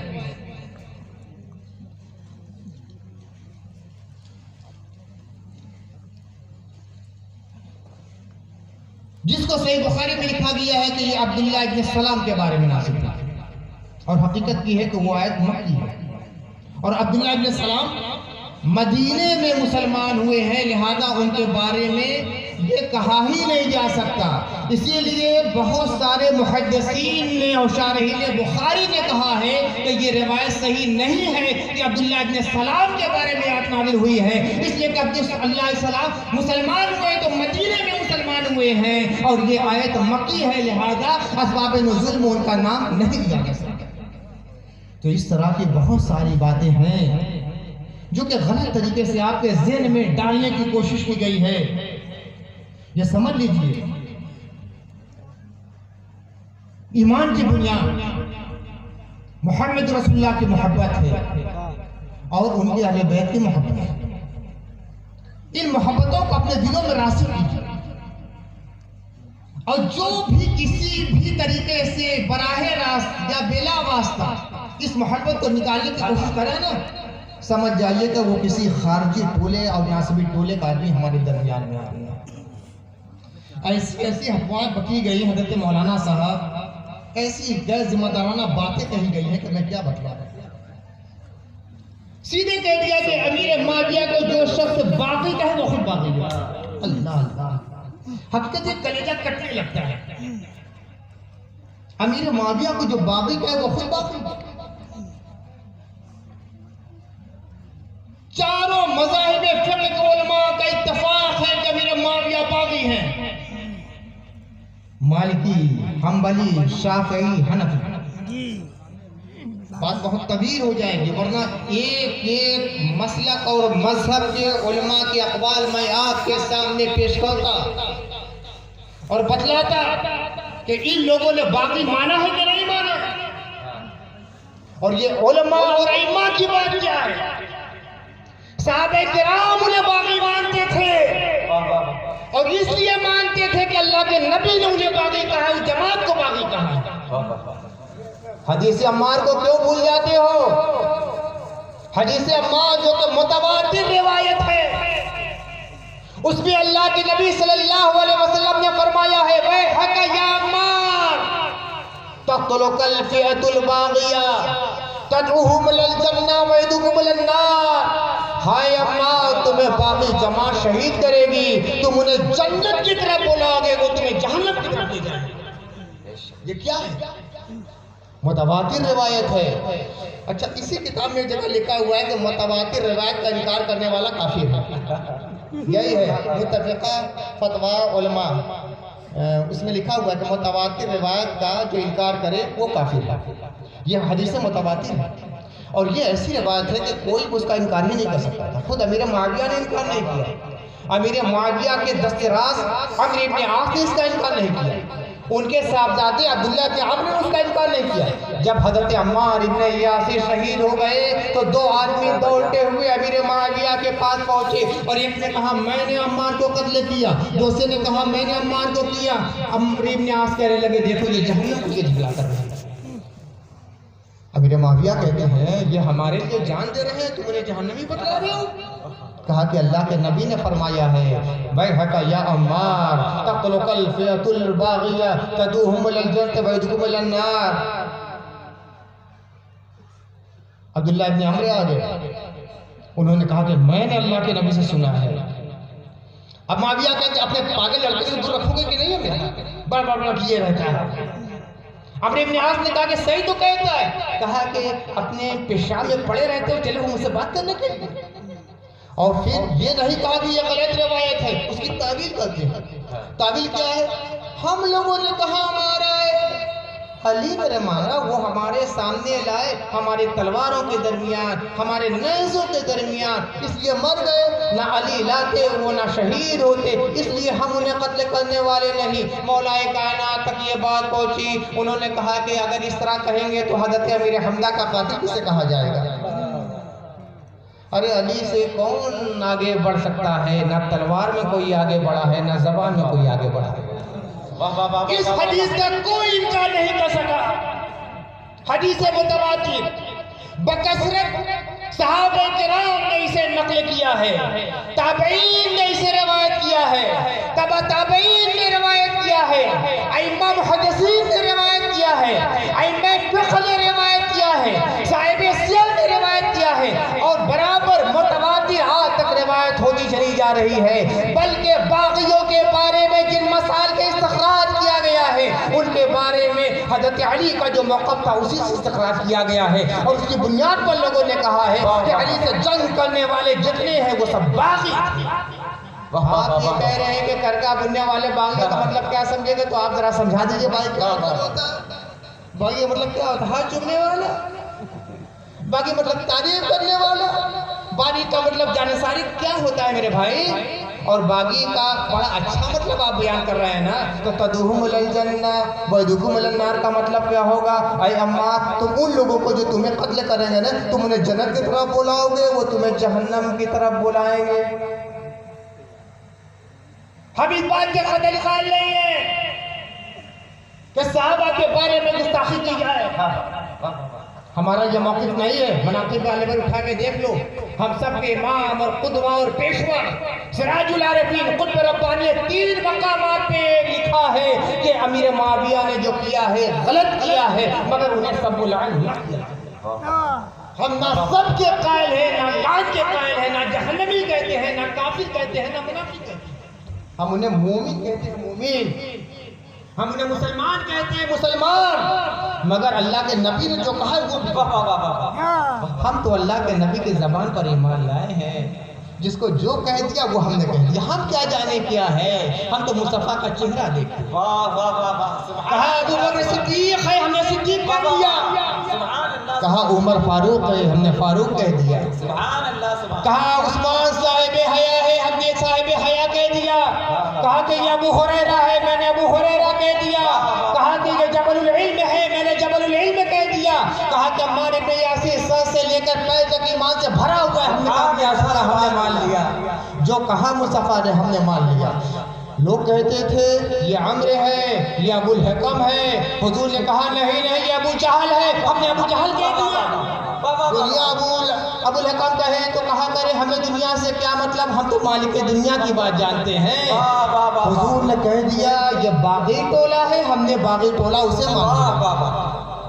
اب کہتے ہو کہ جو نبی کو، جو امیر معاویہ کو باغی کہے، ان کی جماعت کو باغی کہے، وہ خود باغی ہے، تو نبی کے اوپر فتویٰ لگا لو نبی کے اوپر فتویٰ۔ روایت کرنے والی حضرت ام سلمہ ہے، لگا دو ان کے اوپر فتویٰ۔ روایت کرنے والے حضرت مولا ہے، ان کے اوپر فتویٰ لگا لو۔ جن صحابہ کرام نے حدیث عمار کو نقل کیا ہے، اے حق یا عمار تطلق البیت الباغیہ، مختلف الفاظ میں آیا ہے مگر باغی کا لفظ سب میں آیا ہے، باغی کا لفظ سب میں آیا ہے، باقی کا لفظ سب میں آیا ہے۔ جن محدث، جن صحابہ کرام نے روایت کیا ہے آپ کی نگاہ میں وہ سب باغی ہو گئے، جن تابعین نے بیان کیا ہے سب آپ کی نگاہ میں باغی ہو گئے، جن تبع تابعین نے بیان کیا آپ کی نگاہ میں سب باغی ہو گئے، جن ائمہ فقہ نے بیان کیا ہے آپ کی نگاہ میں سب باغی ہو گئے۔ ارے نبی کا یہ فتویٰ چلا جائے گا، کہاں تمہارا ایمان جائے گا، کہاں تمہیں ٹھکانہ ملے گا، کہاں جاؤ گے تم؟ اللہ کے نبی کی زبان پر ہمارا ایمان۔ سبحان اللہ، نعرہ تکبیر، نعرہ رسالت، نعرہ حیدری۔ حقیقت واقعہ بیان کرنا اور ہے، گستاخی کرنا اور ہے۔ ہمیں شکوہ تو ان لوگوں سے ہے، صحابیت کا شرف سراخوں پر، اللہ ان سے راضی ہو، اللہ سے راضی۔ ارے بڑا سے بڑا اس زمانے کا ولی اگر آنکھ اٹھا کر کسی صحابی کے قدموں کی دھول کو دیکھنا چاہے جو واقعی صحابی ہیں، والذین تبعوہ بإحسان والے ہیں، خوش اسلوبی کے ساتھ جو سابقین اولین کی پیروی کرنے والے صحابی ہیں، یہ شرط ہے واتبعوہ بإحسان، خوش اسلوبی کے ساتھ سابقین اولین کی پیروی کرنے والے ہیں، تو ان کا مقام یہ ہے اس زمانے کا کوئی غوث ہو، کوئی قطب ہو، کوئی ابدال ہو، کوئی امام زمن ہو، سر اٹھا کر ان کے قدموں کی خاک کا مرتبہ دیکھنا چاہے تو نہیں دیکھ سکتے۔ صحابی وہ ہے اللہ کے نبی کے قریبی، حضور صلی اللہ علیہ وسلم کی روایتوں کے امین، دین کے مبلغ، یہ صحابہ کرام ہیں۔ اللہ نے جنت کا وعدہ جسے فرمائے وہ صحابہ کرام ہیں، مگر حقیقت واقعہ کو بیان کرنا ضروری ہو جاتا ہے۔ سب سے بڑا گناہ کیا ہے؟ سب سے بڑا گناہ کیا ہے؟ چوری کرنا بھی گناہ، زنا کرنا بھی گناہ، قتل کرنا بھی گناہ، غصب کرنا بھی گناہ، لوٹنا بھی گناہ، فسق و فجور بھی گناہ، والدین کی نافرمانی کرنا بھی گناہ، میدان جنگ سے بھاگنا سب سے بڑا گناہ کیا ہے؟ سارے گناہوں کی فہرست اپنے سامنے رکھ لو، سب سے بڑا گناہ کیا ہے؟ سب سے بڑا گناہ ہی ارتداد، مومن ہو جانے کے بعد کافر ہو جانا۔ کوئی مومن رہے کافر ہو جائے، جیسے ہوتا رہتا ہے ہوا ہے، تھا مومن کافر ہو گیا، ارتداد سب سے بڑا گناہ۔ لیکن ہم دیکھتے ہیں کہ فاضل بریلوی بھی اس بات کے قائل تھے کہ صحابہ میں مرتد ہوئے ہیں۔ میں آج ہی دیکھ رہا تھا کنز الایمان، تھوڑی دیر پہلے دیکھا، 2 مقامات میری نگاہ میں آئے۔ جن میں مولانا نعیم الدین صاحب مراد آبادی نے لکھا، ایک موقع پر لکھتے ہیں کہ یہ ان لوگوں کے بارے میں نازل ہوئی جنہوں نے اسلام قبول کر لیا تھا، مکے سے مدینے آئے تھے، لیکن ان کے دل میں شک تھا، وہ غزوہ بدر میں شریک ہوئے مگر مسلمانوں کی کم طاقتی اور کم تعداد کو دیکھ کر وہ لوٹ گئے اور مرتد ہو گئے۔ میں تعجب کرنے لگا، یا اللہ، جتنے لوگ مکے سے مدینے گئے تھے اور جنگ بدر کے پہلے، سب کی تعداد تو ہے، سب کی تعداد تو ہے کتابوں میں، چند لوگ تھے، ان میں سے کون مرتد ہو گیا؟ بدر سے پہلے جو لوگ مہاجر تھے مکے سے مدینے گئے تھے، کون مرتد ہو گیا؟ میری نگاہ کے سامنے تو کوئی ایسا نام نہیں آیا، مگر وہ مانتے ہیں کہ صحابہ میں مرتد ہونے والے بھی تھے۔ اسی طرح عبداللہ ابن ابی سرح کے بارے میں مولانا ظفر الدین صاحب مراد آبادی کنز الایمان کے حاشیے پر جو شرح ہے، تفسیر ہے، اس میں لکھتے ہیں کہ عبداللہ ابن ابی سرح وہ ہے جو قرآن کی کتابت کرتے تھے، مرتد ہو سکتا، یعنی کاتب قرآن بھی مرتد ہو سکتا ہے۔ اگر اسلام میں حقائق پر قائم رہے تو کتابت قرآن کام دے گی، ورنہ کام نہیں دے گی۔ تو جو کاتب قرآن ہے اور یقینی طور پر وہ مرتد ہو گئے، اور اتنے بڑے مرتد ہوئے تھے عبداللہ ابن ابی سرح کہ اللہ کے نبی صلی اللہ علیہ وسلم نے جب مکہ فتح فرمایا ہے کہ عام اعلان ہو گیا، لا تثریب علیکم اليوم اذهبوا وانتم طلقاء، تم سے کوئی بات پوچھ نہیں کی جائے گی، جاؤ تم سب کے سب آزاد ہو۔ یہاں تک فرما دیا جو کعبے کا غلاف تھام لے اسے آزادی ہے، جو جوار حرم میں آ جائے اسے بھی آزادی ہے۔ من دخل دار ابی سفیان کان آمنا، جو ابو سفیان کے گھر میں داخل ہو جائے اسے بھی امن دیا جاتا ہے۔ مگر 6 ایسے اشخاص تھے جن کے بارے میں فرمایا، 4 مرد تھے 2 عورتیں تھیں، 6 ایسے اشخاص تھے جن کے بارے میں فرمایا کہ اگر یہ کعبے کا غلاف اور پردہ بھی تھام لے تو انہیں قتل کر دینا۔ ان میں ایک عبداللہ ابن ابی سرح بھی تھا۔ اتنا بڑا ظلم کیا تھا انہوں نے، ارتداد کا ارتکاب کیا تھا کہ اللہ نے کے رسول نے فرمایا کہ وہ کعبے کا غلاف بھی تھام لے تب بھی انہیں قتل کر دینا۔ یہ عبداللہ ابن سرح یہ کاتب وحی تھا۔ تو جو سب سے بڑا گناہ صحابی ہونے کے بعد آدمی سے ہو سکتا ہے تو اسے چھوٹے گناہ کیوں نہیں ہو سکتا؟ بات یہ ہے نا کہ اہل سنت کے موقف سے لوگ ہٹ گئے۔ اہل سنت کا موقف یہ ہے کہ معصومیت صرف انبیاء کرام کا خاصہ ہے، معصوم صرف انبیاء کرام ہوتے ہیں، اس کے علاوہ کوئی معصوم نہیں۔ لیکن یہ لوگ صحابیت کو نبوت کے درجے میں داخل کرنے کی کوشش میں لگے، صحابیت کو نبوت کے درجے میں لے جانا چاہتے ہیں۔ معصومیت صحابہ کے لیے، اور صحابہ کے لیے نہیں، 1-2 صحابی کے لیے، 1-2 صحابی کے لیے۔ اور صحابہ کی بات آتی ہے تو گنا دے کہ ہاں انہوں نے یہ کیا، یہ کیا، یہ کیا، یہ کیا، یہ کیا۔ صحیح بخاری کی شرح جو ہے نا، ان کے مفتی صاحب کی میں نے پڑھی، بہت صحابہ کے جرائم میں بیان، یہ بھی کیا ہے، یہ بھی کیا ہے، یہ بھی کیا ہے، یہ بھی کیا ہے، یہ بھی کیا ہے۔ تو ایک ہوتا ہے بیان حقیقت، اگر یہ گستاخی ہو جائے اور یہ گمراہی ہو جائے تو ایک محدث بھی نہیں بچے گا، ایک مفسر نہیں بچے گا، ایک فقیہ نہیں بچے گا، ایک سیرت نگار نہیں بچے گا، ایک مورخ نہیں بچے گا جس کے اوپر گمراہی کا فتویٰ نہیں لگے گا۔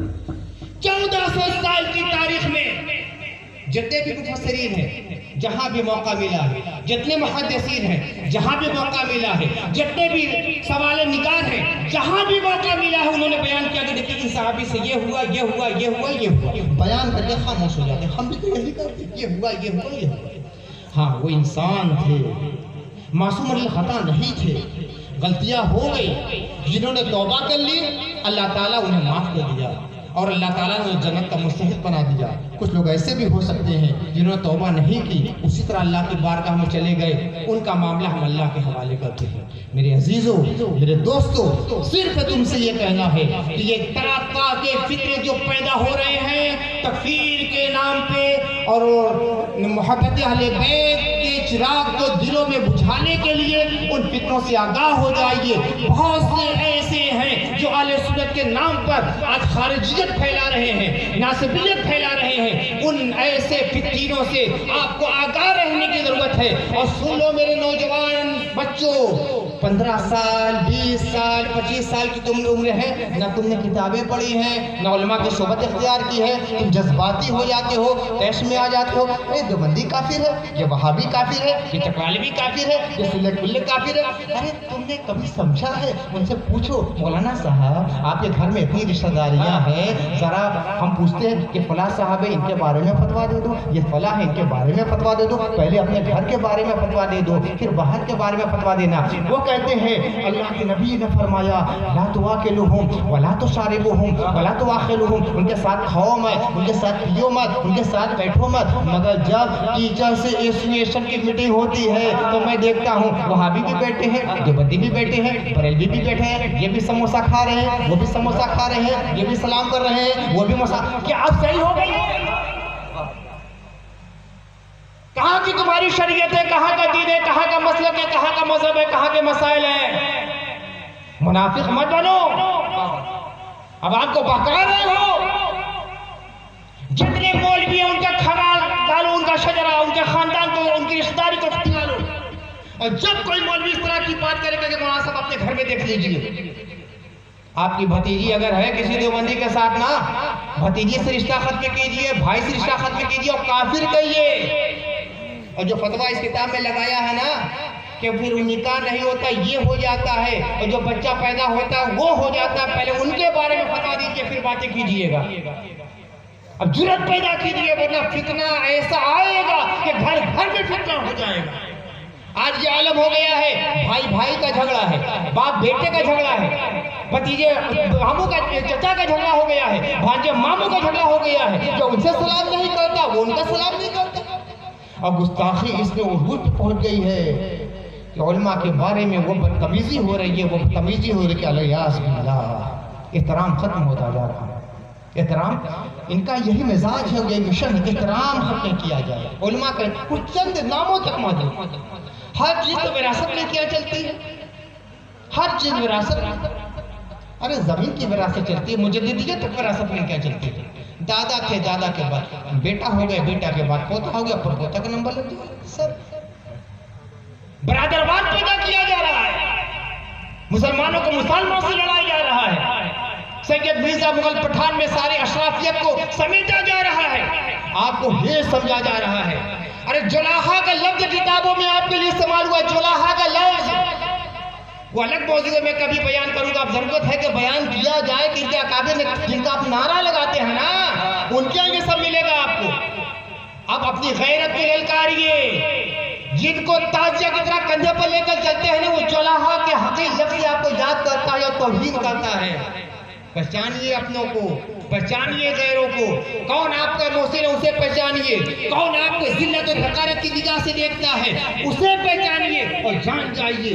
اگر کوئی برادری کی وجہ سے ہمارے لیے معزز ہے، قابل احترام ہے تو وہ سادات کرام ہیں، اس لیے کہ ان کی رگوں میں محمد صلی اللہ علیہ وسلم کا خون بہہ رہا ہے۔ سبحان اللہ، امام حسن کا خون ہے، امام حسین کا خون ہے، علی بن ابی طالب کا خون ہے، سیدہ فاطمہ زہرا کا خون ہے، محمد صلی اللہ علیہ وسلم کا خون ہے۔ اس خون کا ادب و احترام ہم کرتے ہیں اور سادات کا احترام کرتے ہیں، اور سادات کے بعد جتنی بھی برادریاں ہیں یہ سب تعارف کے لیے ہیں۔ وَجَعَلْنَاكُمْ شُعُوبًا وَقَبَائِلَ لِتَعَارَفُوا إِنَّ أَكْرَمَكُمْ عِندَ اللَّهِ أَتْقَاكُمْ۔ کسی برادری کا ہو اگر وہ تقوی والا ہے تو اللہ کی بارگاہ میں وہ مکرم ہے، اور کسی برادری کا ہو اگر اس کا دل تقوی سے خالی ہے تو وہ ذلیل مانا جائے گا، اشراف اس کا شمار ہونے والا نہیں۔ تو اشرافیت کا معیار برادرواد نہیں ہے، اشرافیت کا معیار تقوی ہے، اشرافیت کا معیار خشیت الہی ہے، اشرافیت کا معیار قرب ربانی ہے، اشرافیت کا معیار اطاعت خدا و رسول ہے، اطاعت انبیاء ہے، اتباع مصطفیٰ ہے، اور اطاعت کا معیار عمل صالح ہے۔ اللہ تعالی ہمیں اور آپ کو اور تمام مسلمانوں کو عمل صالح کی توفیق عطا فرمائے، حق بولنے کی، حق کو سمجھنے کی، حق کی تبلیغ کی، حق کی اشاعت کی اور حق کی باتوں پر عمل کرنے کی توفیق عطا فرمائے۔ اور دنیا میں جو طرح طرح کے فتنے اٹھ رہے ہیں مسلک کے نام سے، مشرق کے نام سے، مذہب کے نام سے، جماعت کے نام سے، اللہ تعالیٰ ان سے خبر